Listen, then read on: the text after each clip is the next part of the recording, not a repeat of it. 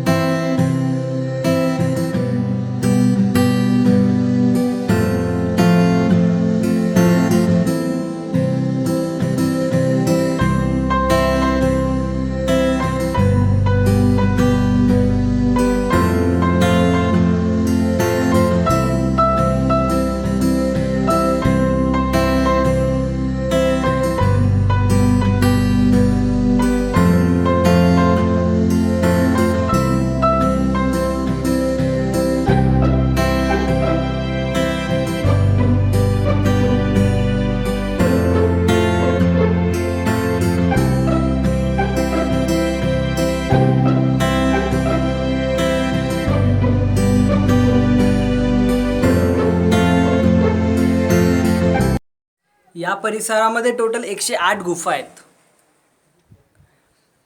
आणि प्रत्येक गुफाच्या ठिकाणी पाण्याची सोय केलेली आहे. जे खडकामध्ये पावसाच्या दिवसामध्ये खडकावरून जे पाणी पाझरून येतं ते पाणी एका टाकीमध्ये असं संचित केलं जातं. पावसाच्या दिवसामध्ये या टाक्या भरून घेतल्या जातात ताकी हे पाणी बारमाही यूजमध्ये येऊ शकेल.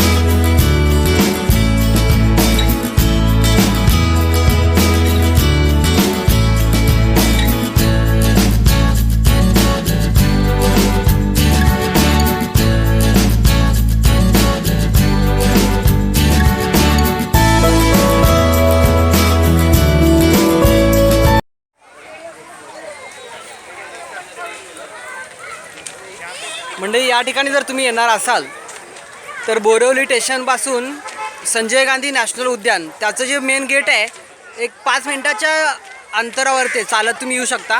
तिथून तुम्हाला तिकीट काढावं लागेल.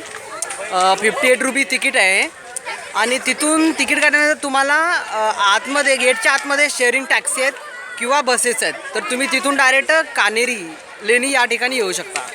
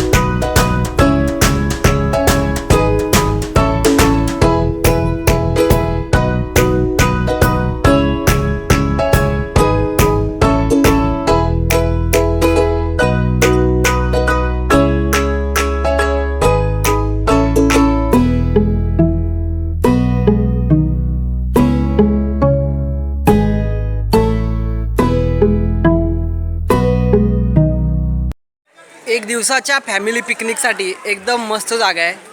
सगळ्या सोयी सुविधा या ठिकाणी अवेलेबल आहेत.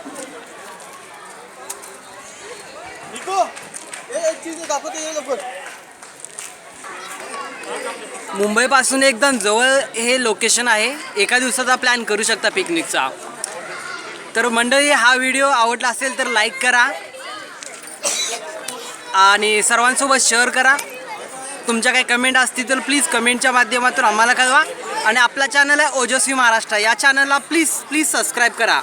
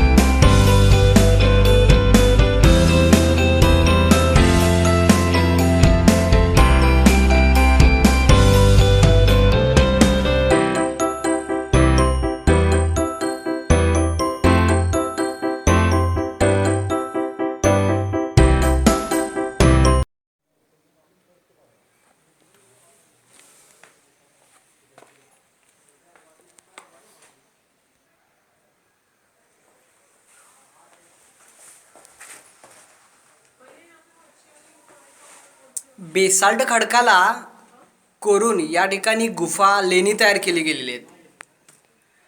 बेसाल्ट खडक हा खूप कठीण, टिकायला मजबूत, त्याच्यामुळे हा खडक, ह्या ज्या वस्तू आहेत अजून टिकून आहेत.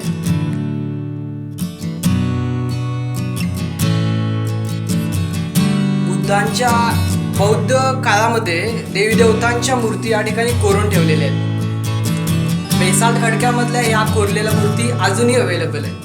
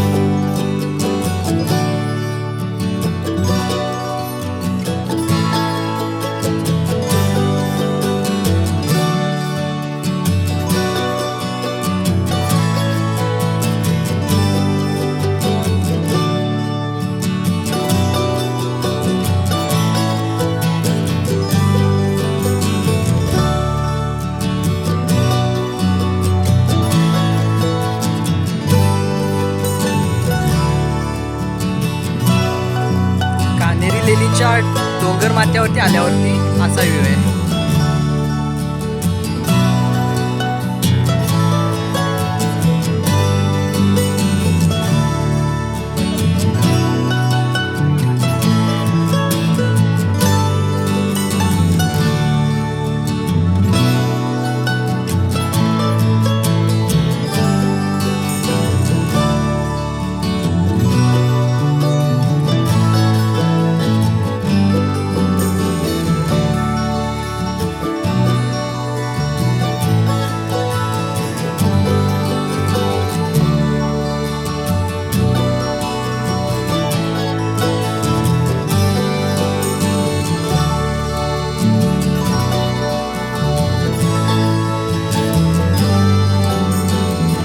बऱ्याचशा वर्षापूर्वी जे बांधकाम केलं ते अजून अवेलेबल आहे. आपल्या पुरातन खात्याकडून किंवा सरकारकडून हे बांधकाम केलं होतं काही वर्षापूर्वी केलं.